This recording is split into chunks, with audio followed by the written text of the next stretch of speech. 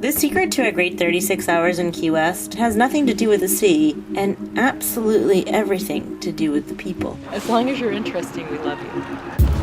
Now, you met with the camera's ready, one of my favorite gingerbread houses. I think we're all pretty excited about it and we want people to return. So once you've got the Keys disease, they call it, or the island fever, it's kind of hard to get away from. For the New York Times, this is Sarah Wildman. As any self-respecting Key Westian knows, the only way around this 2x4 mile island is on two wheels. I rented myself a bike and steered my way through a lush collection of estates that lead up to the Little White House, a vacation spot favored by President Truman.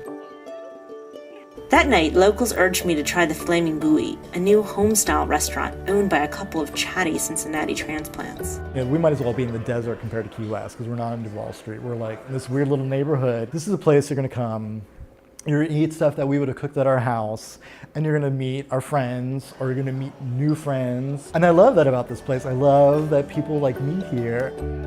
After an island-style long goodbye, I noticed a poster for a concert series at the studios of Key West, and I headed over to what turned out to be an art-filled space housed in the old armory.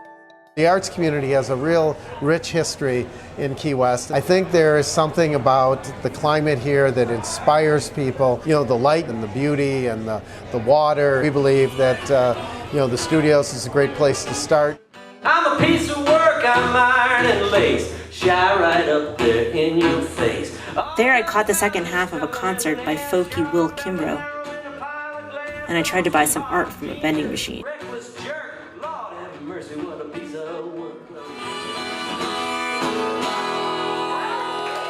It was 10, but the night had barely begun. Hey Sarah, what are you ladies up to? I love the word ladies. I received a text from my friends at the Flaming Buoy, inviting me for a nightcap at the Tiny Orchid Bar, a slip of a joint nestled near the illuminated pool at the Orchid Key Inn on Duval Street. My gin and grapefruit juice was dangerously smooth.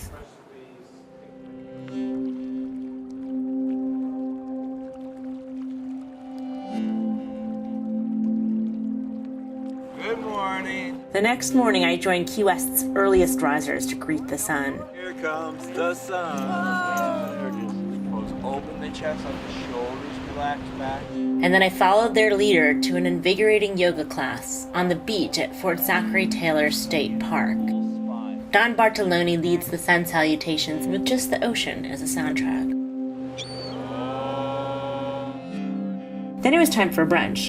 At Sarah Bass, the Florida outpost of the Manhattan restaurant, I discovered a group of women who jokingly called themselves the Real Housewives of Key West. She was very famous. She was a CNN correspondent. They were filled with tips, especially for spots to shop. Any stores you guys particularly like? Besame Mucho. And I never need an excuse to shop. On Petronia Street in historic Bahama Village, I wandered through boutiques like Wanderlust and the established favorite Besame Mucho, run by a fifth-generation local, or conch, as they call themselves. Besame Mucho means kiss me a lot. It's a beautiful Spanish love song. I always wanted it to have a Key West Havana connection because that was Key West's sister city. So I wanted it to be a nice atmosphere that kind of had an old world charm to it. After checking out a half dozen new little shops, I steered my bike toward the afterdeck at Louie's backyard and watched cruise ships head back out to sea as the sun dipped low. As darkness fell, I headed back to Duval Street to watch the nightlife from the porches of Point 5 Lounge, a bar and small plate spot above the James Beard-nominated restaurant 915. But for drinks alone and atmosphere, and this town is full of nothing if not atmosphere.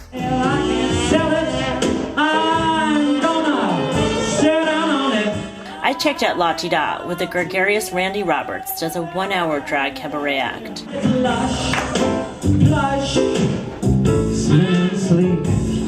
Honey, a high-class piece like this at any price is cheap. Small town life quickly makes you feel like a local too. I realized I was at home here when I bumped into a fresh-faced Randy Roberts and Joy, one of my new friends from Sarah Beth's brunch, having an after-hours gab fest at 915. I love the drink. Oh, me encanta. Me encanta. Which turned into a dance party, which went well into the wee hours. The ever-present roosters of Key West made sure I made the most of my last few hours here. I started with breakfast at Le Crêperie, a French cafe featuring sweet and savory treats. And I ended my visit with a trip to Clarence Higgs Beach, a strip of sand where you can rent kayaks, spy on beach weddings, and soak up the island calm before heading home.